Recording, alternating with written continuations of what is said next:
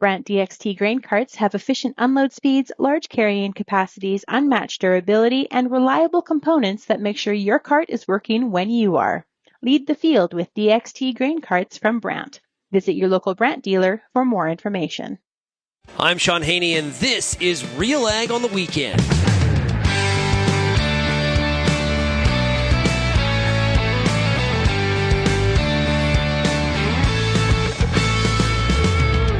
Let's get real and get connected with the week that was in Canadian agriculture. RealAg on the Weekend starts now. Welcome to RealAg on the Weekend. I'm your host, Shaun Haney of RealAgriculture.com. Hope you had yourselves a great week.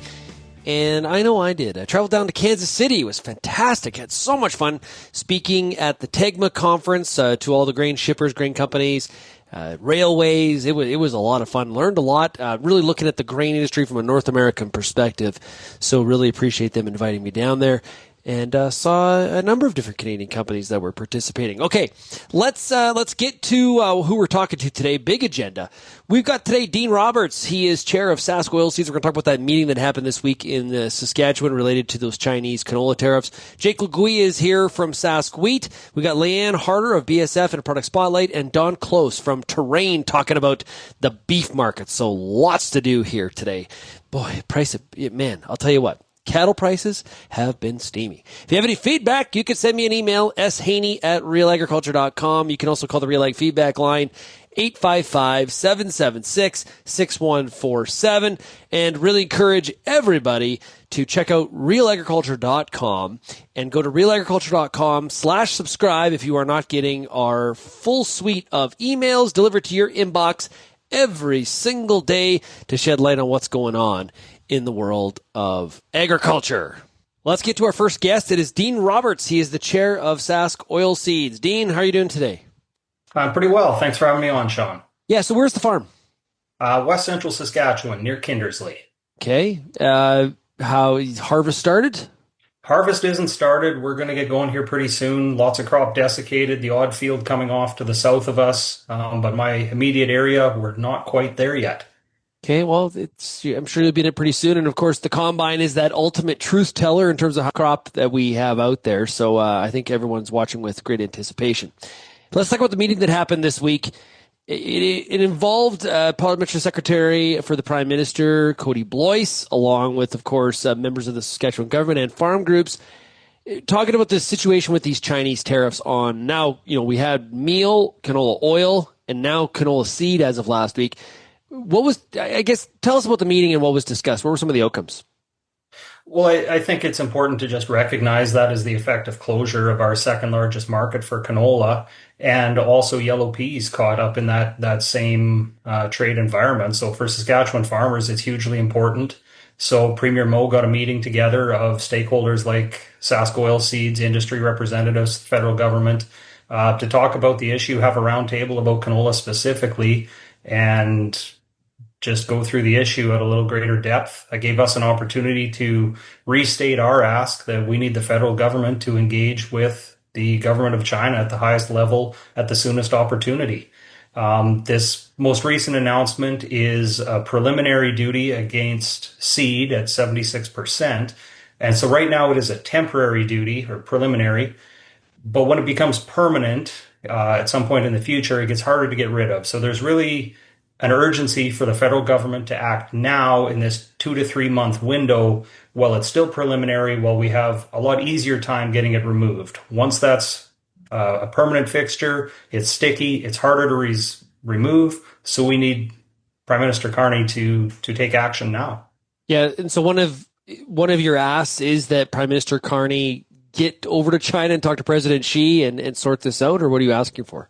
Absolutely. We've been very clear. This started close to a year ago. It was political in origin. It's going to be political in resolution. So we need the federal government to engage at the highest level. That has been our message closing in on a year now. Yeah. What else do you think could be done, Dean? Is it as simple as removing those EV tariffs, or are there other things that could happen? I wouldn't want to speculate on what the federal government needs to do here, but I do know they need to take action. Yeah. Premier Mo of Saskatchewan also is intending a trip to China. I guess it would make sense that they would do that together potentially. Well, I think it certainly would. Premier Mo referred to himself several times yesterday as, not a national leader, but a subnational leader. So there's only so much he can do. There's only so many things within his control. So he's doing what he can for the prairie farmer, for Saskatchewan farmers, but we need Prime Minister Carney now on this one, as it's a nation-to-nation issue. Yeah, last week, Dean, I wrote about the fact that the Prime Minister's in a tough spot because weaved into this, if we are going to assume that these tariffs on canola have been put in place, or the excuse to put them in place was because of those EV tariffs, that also involves the United States, which is, you mentioned China's the number 2 market for Canadian canola. The U.S. is number 1. And so Prime Minister Carney's got a real shark-infested waters to sort of swim through here. It's certainly not an easy place to navigate. I've heard Prime Minister Carney use hockey analogies quite a bit in the last couple of months, so I think he's got a difficult thing to stick handle through here. Mm-hmm. But one thing I do know, I don't like it when Ottawa tells me how to farm, so I don't want to tell Ottawa how to navigate trade policy. But I do want them to take notice of the situation that policy's put my farm in. Some farmers are calling for there should be compensation for this market issue, as it's really, we had the Canola Council of Canada, Chris Davison, CEO, he's CEO of the Canola Council of Canada. He said that basically this is capped off Canada at the knees when it comes to exporting to China. Does Sask Oilseeds believe there should be compensation for farmers? Compensation is a really tricky thing, Shaun. So I believe we want consistent treatment with what other sectors have had. Auto steel, aluminum, softwood lumber, they've received support from the government. But the other thing to consider is we're not at the end of this now. The preliminary duties just went on now. And if this isn't resolved in the very near future, those become permanent duties. And then when we start looking at compensation, is this a short-term or a long-term issue? We look at the Australian barley example quite a bit. That drug out for close to 3 years. So what does that look like for prairie farmers? It's tricky. Our number one ask is to get the market reopened, and then the compensation discussion looks vastly different. Yeah. China's a big purchaser of ag commodities, but at the same time, it's a bit of an unruly situation. Not consistent. They're opportunistic buyers for sure. This is really difficult for Canada to kind of sort out, isn't it? It is. It's a tricky situation. Like, of course, canola is getting lots of press right now. I referenced peas, but it's seafood. There's other agricultural products that are equally as encumbered. So, yes, it's certainly tricky. Do you believe that we need to focus more on biofuels as an opportunity from a Canadian perspective? Well, biofuels are certainly a domestic opportunity that's available to us. And one of the things we probably need to talk about a little deeper is used cooking oil into our biofuel market. Every ton of used cooking oil that comes into the country displaces 2.5 ton of canola seed for feedstock. And we need to understand what that means for our industry, where that used cooking oil is coming from. So certainly there's places we can look here at home. Great stuff. Hey, Dean, thanks a lot for joining us here today. I really appreciate it, and good luck to you during harvest time, okay? Thank you. We'll be right back with more of RealAg on the Weekend right after this. Check out the soil-active herbicides Fierce EZ, Volterra EZ, and Aster from New Farm. Spray this fall and get ahead of hard-to-kill weeds with up to 8 weeks of extended weed control next spring. Use ahead of cereals, pulses, and soybeans. Learn more at newfarm.ca. If you're serious about agriculture, RealAg's got you covered. For over 10 years, we've listened to and shared what producers have to say about everything from policy to agronomy from coast to coast. Keep up with the latest in Canadian agriculture at RealAgriculture.com through daily newsletters, and check out our YouTube channel. Thanks for joining us in the RealAg community as we continue to cover and serve North American agriculture. Hi, I'm Bernard Tobin, host of the Soybean School on RealAgriculture.com. Throughout the year, on the Soybean School, we'll bring you timely agronomic video content from planting to harvest, from the latest agronomic research to the latest in production technology. Check out our massive video library on YouTube, RealAgriculture.com, or download the audio podcast versions wherever you get your podcasts. The Soybean School is brought to you by Mazik Seeds and Lalamon Plant Care. If you're involved in the agriculture industry, it's important to stay informed on all the latest issues affecting your business. At RealAgriculture.com, we offer fast, reliable news, information, and insights to help you keep on top of all of the latest in Canadian agriculture. Visit RealAgriculture.com and sign up for our free daily newsletter covering everything from news, agronomy, animal agriculture, and much more. Visit RealAgriculture.com/subscribe today.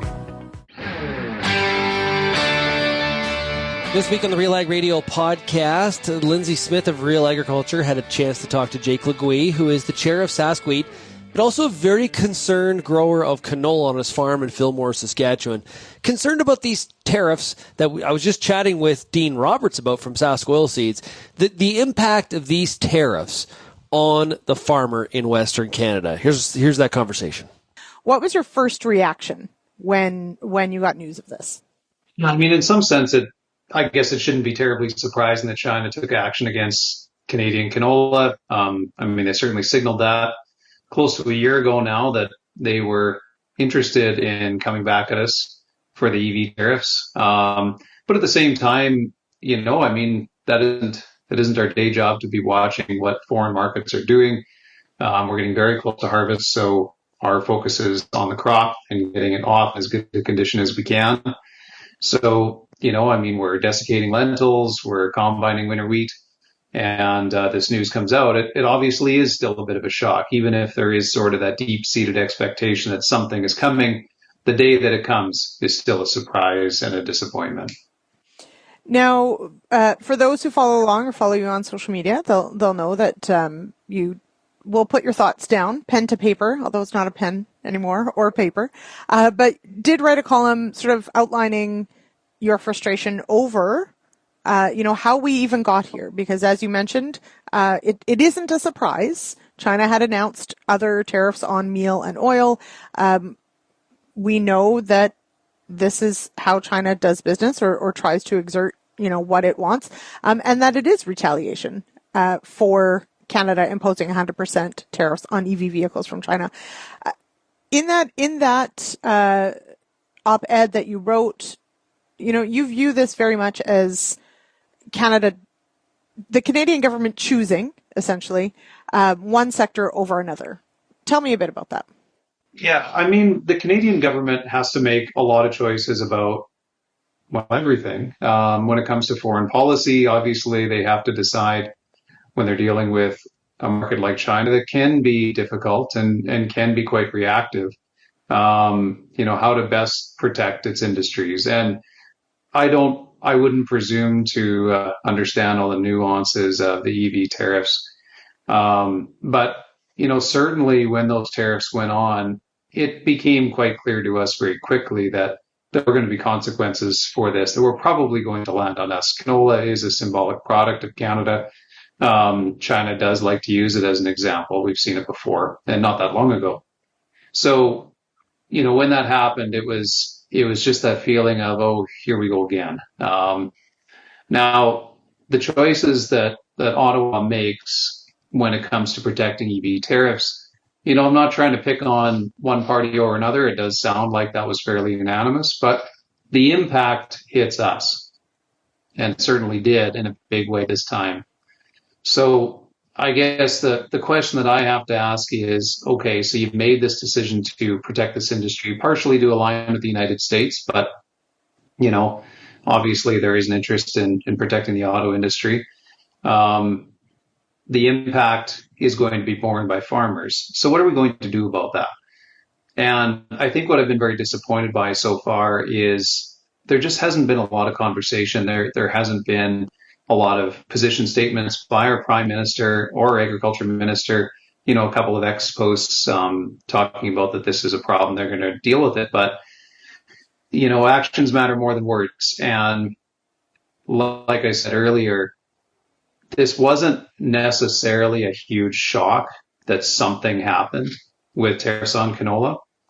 So the fact that the government has yet to make a response in any significant way beyond some words is disappointing. There was very quick activity when the auto sector was threatened and other industries in the East threatened, understandably so. The survival of those industries was at stake because of tariffs from the United States. But this could change the canola industry as we know it and could have an enormous impact on the future of our farms. And, it's an industry that's worth, better part of $40 billion, $5 billion exports to China. And we continue to not hear a plan. And that part of it has been quite disappointing. So I think, in terms of East versus West, I don't want to get caught up in that, but it does seem like there isn't quite as much interest or activity in supporting an industry that may very well need it if these tariffs stick. What would you like that support to look like? Do you have something in mind as to what the government could be doing that maybe they aren't doing? Yeah, obviously it's a complicated situation, and I don't want to sound like there's just these 5 quick, simple solutions that are going to solve the whole problem, because that isn't the case. I do think that there are a few things the government could do to at least signal to farmers that they are interested in helping us out. Dropping the EV tariffs is probably unlikely at this point. There seems to be cross-party support, and angering the Americans beyond how angry they already seem to be at Canada, at least within the American government, is probably not the best approach when they're our largest market for canola. So if that's not a solution that's on the table, perhaps it isn't that simple to get China to just drop the tariffs. So we have to find other solutions if that's the case. Renewable diesel and biodiesel has been touted as a huge opportunity, sustainable aviation fuel. But we still have some issues to deal with the Americans when it comes to the renewable identification number credits and everything else that RealAgriculture has done a lot of work on reporting on. If we could get some changes made there, that could honestly solve a huge part of this problem. Renewable diesel could be a larger opportunity in Canada as well. This discussion about forcing all new vehicle sales to be electric within the next decade, that's not very helpful on that front either, and has a whole bunch of other problems that have got farmers quite upset as well. There's some opportunities there. I also think this is a great opportunity to take a better look at agri-stability. We saw some very small improvements put forward during the election or right before the election campaign. We're still looking at getting paid a percentage of a reference margin.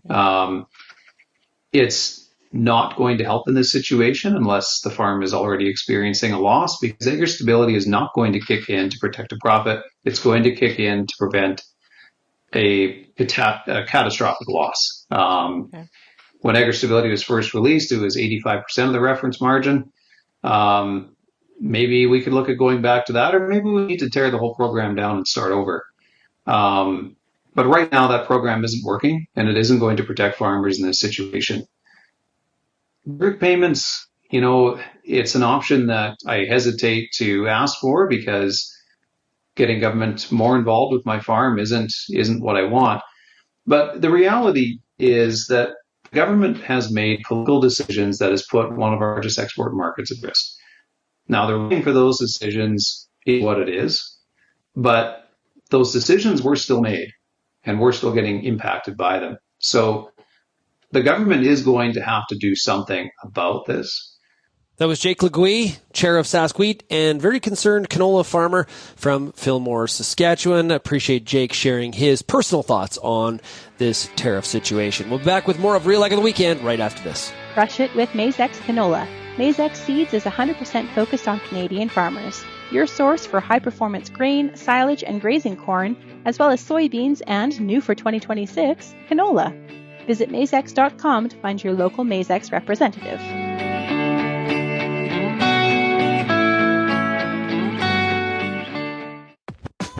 RealAg Radio is Canada's only daily radio show focused on agriculture. Get expert advice on Agronomic Monday. Tuesdays and Wednesdays will cover a broad range of issues. Thursday we'll hear from farmers across the country on the Farmer Rapid Fire.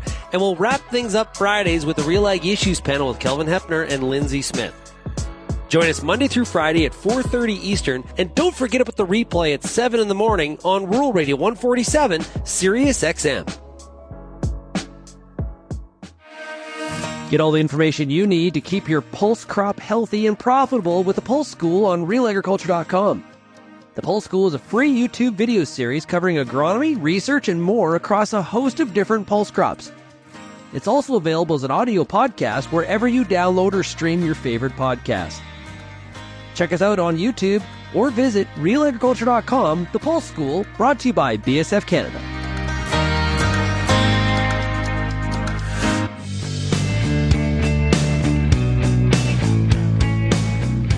The following is a paid-for product spotlight by BASF Canada. It's now time for a product spotlight today with BASF, and we're joined right now by Leigh-Ann Harder, who's a technical services specialist based out of Saskatoon, Saskatchewan. Leigh-Ann, it's great to chat with you. Hi, great to chat with you too. Looking forward to it. Okay, lots happening on the farm here as we're the midpoint of August, and I guess let's start with kind of around some basics here. What is the difference? When we're talking about canola, what's the difference between pod shatter and pod drop in the crop? And I guess why should growers care about this at harvest time? I think there's an elementary answer to this, but there's probably a little bit more complexity to it at second glance. For sure. So pod shatter refers to that pre-harvest release of seeds when the pod seam and the connective tissue break apart from the plant and release the seeds. So the characteristic point of, like, when you go out to a field and you see a field that has experienced pod shatter, you see the white septum. That's like that connective tissue between the two pods, just kind of flapping in the wind. And you'll see seed on the ground when you actually go and look underneath the canopy. Pod drop, on the flip side, is actually the loss of a whole pod from a weakened stem. So maybe not as noticeable when you walk into a field and kind of just doing a visual assessment around that maturity harvest timeline. But will be very visual when you actually look under the canopy. You'll see whole intact pods, inclusive of the pedicel. So the whole pod has just fallen off at that point. You might not see necessarily seed lying on the ground because it's still in the pod. But those would be the two biggest differences between the two. And why should growers be concerned from it? That's all seed that's not making it into the bin at the end of the season, right? So that's really, it really inhibits your ability to recognize the true yield potential of that hybrid. And on top of that, it's lost during that harvest timeline. Both mechanisms are the same. They can be lost through extreme environmental conditions. So wind, hail, any of those things in that later harvest time, as well as just the genetics of the plant. So some plants are bred to have that retained pod drop and pod shatter protection. So both elements play a huge role in ultimately realizing that loss or recognizing the gain from not having the loss. Yeah, and obviously we're trying to minimize both. Both are a lot of yield. Okay, so you mentioned this word, the difference. Mm-hmm. And I guess, what is the difference between InVigor and some of the other products that are on the market? Yeah, for sure. So all of our InVigor canola hybrids in our current lineup have that designation of P. So that is our messaging that's saying that all of those hybrids are containing our patented pod shatter reduction technology. So that means that growers can have the confidence that any InVigor hybrid that they're choosing to grow is bringing with it that level of expectation around pod shatter. Since the introduction of L140P back, was it in 2014 or 15, I feel like we've really paved the way on what growers expect whenever they're choosing to grow a pod shatter reduction hybrid. And all of our current lineup offers that same protection. On the other side of it, pod drop is kind of a trait. It is a unique trait. It's different than pod shatter. So like our patented pod shatter protection technology, that is actually a selected for trait that's incorporated into our germplasm. Okay. Pod drop, on the other hand, we're just starting to talk about it a little bit more. It's that unique trait. And truthfully, it's not as easy to categorize. And what we're doing when we're advancing an InVigor hybrid to ultimately market, we're actually screening these and looking at them to select naturally for reduced pod drop. So it's maybe not measured the same way as pod shatter in that trait, but we are using, wide arrays of selection pressures to ultimately select against pod drop. So that way growers have the confidence that an InVigor hybrid, once it's reached market, has shown a reduced level of pod drop, as well as carrying that pod shatter reduction technology. Yeah, I think a lot of growers talk about, the pod shatter is a part of their vernacular, but pod drop is something we don't talk about a lot. And you said that's caused by a weakened stem? Correct. Yeah. So it's the whole pod just falling off. Yeah. I guess to go a little bit on the biology side, a plant's goal is to reproduce for the next season, correct? And to, set that seed and then carry it on. So both are just a natural trait for the plant to want to get to that next generation. So dropping it. So as that plant matures, it just weakens. There's always something out there trying to rob us of yield. It's just a constant fight. Okay. Always. Well, we're into the time of the year here where, harvest can always be unpredictable. Now we're hoping for a smooth sail and everything goes well, but we can have different conditions that are less conducive to things going ideally. So what should farmers consider when selecting canola hybrids for next year to reduce some of these harvest losses? For sure. So I think that ultimately depends on what the grower harvest operations are.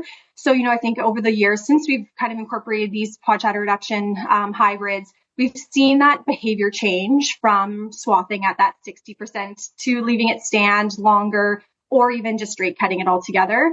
So I think that really depends on what the operation is for that grower. At the end of the day, if you choose to, whether it's swath at 60% or delay swath or straight cut, choosing a hybrid that does have that pod shatter reduction as well as reduced pod drop will allow for them to recognize the yield potential of that hybrid.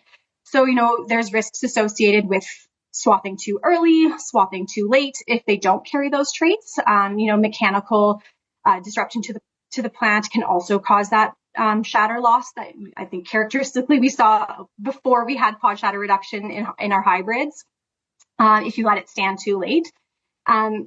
That being said, I just want to add, environmental pressures can be extreme. So if, 90K winds and you've let canola sit and it's fully mature, you might still see some loss, but you're choosing to risk mitigate, I guess, with choosing to grow an InVigor hybrid that has that pod shatter reduction and reduced pod drop, because then it really truly allows them to have that confidence that losses should be minimal at that point. Okay, this is all great information. So if somebody wants more, where do they go? Yeah, so the agsolutions.ca/InVigor.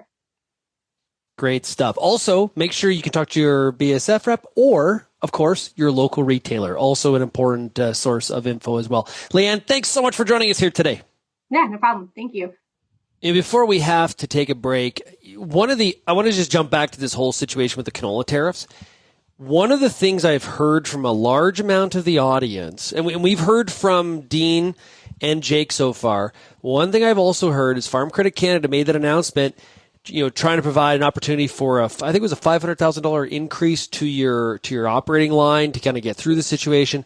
Some farmers, showing appreciation, but also some pushback on that a little bit, saying, I don't need more debt, right? I need help. So but at the same time, I have said on the record several times this week, one, I appreciate FCC stepping up like that, trying to provide options, right? But the other side of it is I think the government's going to be very slow on moving towards compensation. I really do. And that's not a we don't care kind of moment. I think what that is we'll see how this all pans out kind of moment. And of course, a lot of people making the comparison of steel and aluminum and the softwood lumber industry to this. And I've had other people in the trade, trade analysts, trade experts say those are two entirely different tracks. Now, what we did see on Friday was Prime Minister Carney saying, we're going to remove some of these retaliatory tariffs and match the U.S. numbers, and President Trump being very complimentary as well of Prime Minister Carney and saying that they want to treat Canada well. So that's an improvement in the relationship. We'll be back with more of RealAg on the weekend right after this. Rhizosorb is redefining what growers expect from phosphate fertilizer. Backed by data and built for performance, Rhizosorb helps reduce phosphorus losses, improve uptake, and boost ROI without increasing input costs. Join the next wave of growers switching to the next generation of phosphorus fertilizers by visiting phospholutions.com.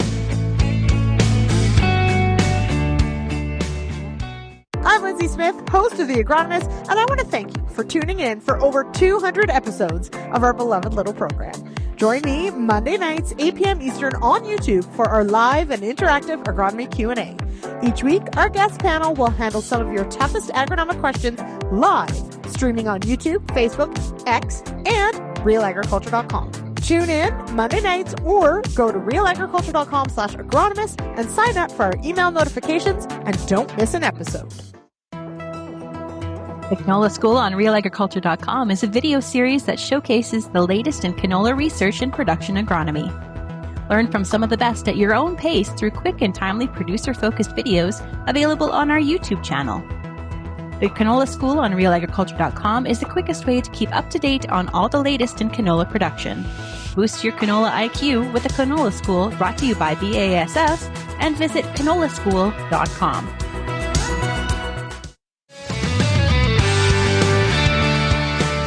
There has been a lot happening in the cattle markets. Let me tell you, it has been steamy. And while there's been so much concern in the cropping sector, where we're seeing optimism is the beef sector. And we've got supply issues. The consumer continues to consume, even though prices have been steep. And Lindsay Smith this week on the Real Ag Radio podcast had a chance to talk to Don Close. Now, we don't have time. He's with Terrain. We don't have time for the entire interview. So if you want to hear the entire thing, you can go to RealAgriculture.com. And if you're getting our cattle email, it's going to be in there on Monday. So look at that, realagriculture.com/subscribe. Let's get to the conversation of Lindsay Smith talking to Don Close of Terrain. They started talking about the impact of screwworm in that border between Mexico and the U.S. being closed as they try to deal with the outbreak. So year to date, with the border was closed since Thanksgiving last year, or November last year. We were open a period of time, April, May, and then closed again.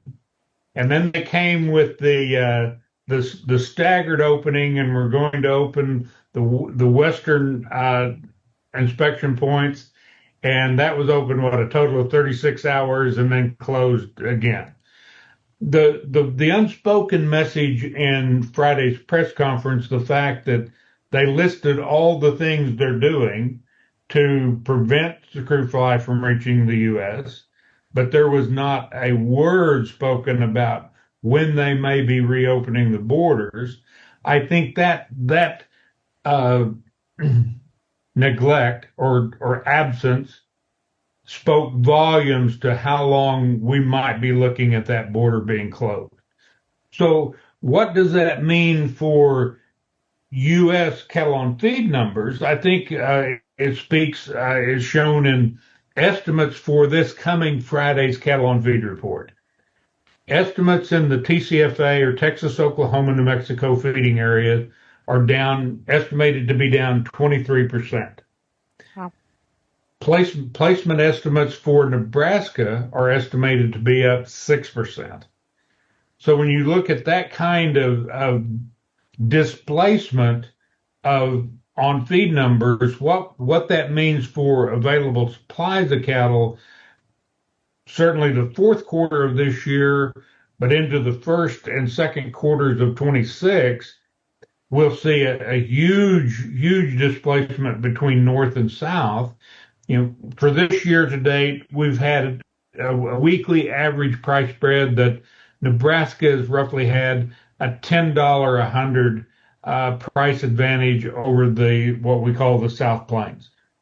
As the shortage of available fed cattle supply, as it is already, but intensifies in the South Plains because of the lack of those Mexican cattle, I think we'll see that price spread narrow. And I don't think it will narrow from weakness in Nebraska, but I think it will narrow from price strength in the South Plains. Mm-hmm. Now, more than 20%, so as you estimate around 23%, let's say, that's a lot of cattle to try to make up for. So I get what you're saying with the strength side, but to me, how is that going to all play out? So to put that in a numeric perspective, and I'm working from memory here, but I think with those short periods of the border open, Mexican imports to the U.S. year to date are like 280,000 cattle. And that I might be a little bit high with that, but it's just over 200,000. Typically, an average year, we will get between 1 million and 1.2 million Mexican cattle into the U.S. So we're down from where we should be between 750 and 800,000 cattle that will predominantly be fed in those southern feeding regions. That's a lot of burgers, Don. It's a lot of steaks. Burgers. So yep. America loves beef. Canada loves beef.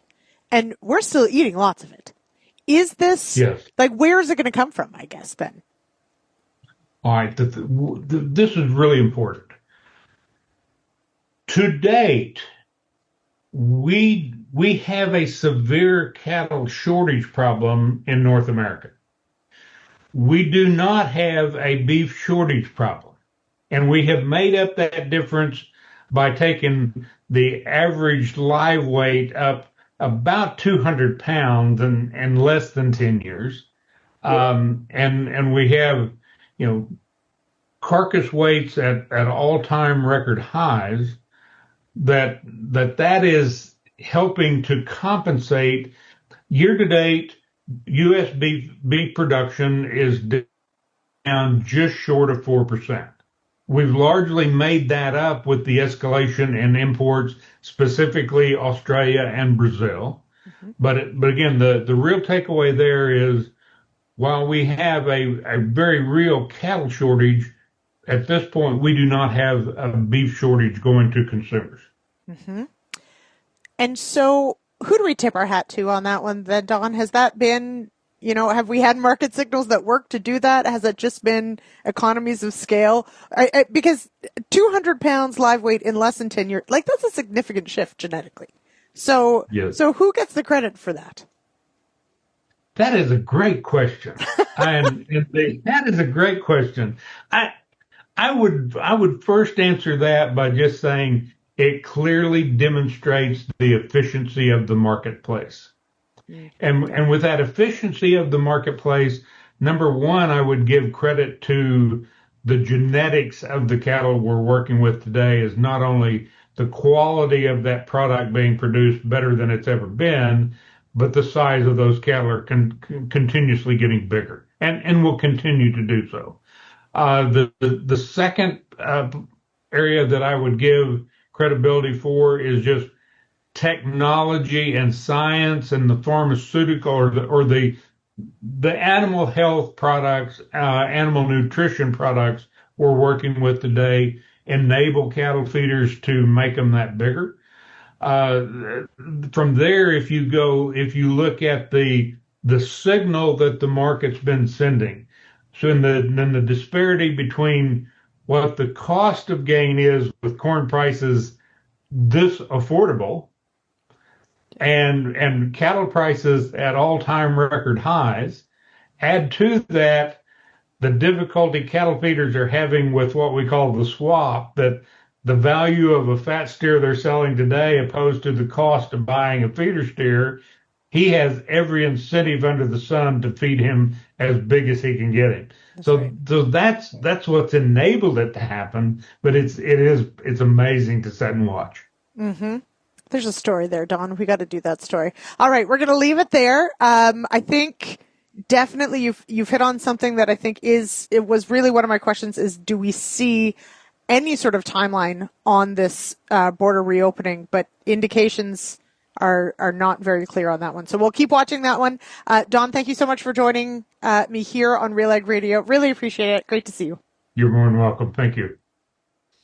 Every year at CattleCon, the NCBA convention, I always had this annual sit down with Don Close, who is such a wealth of knowledge.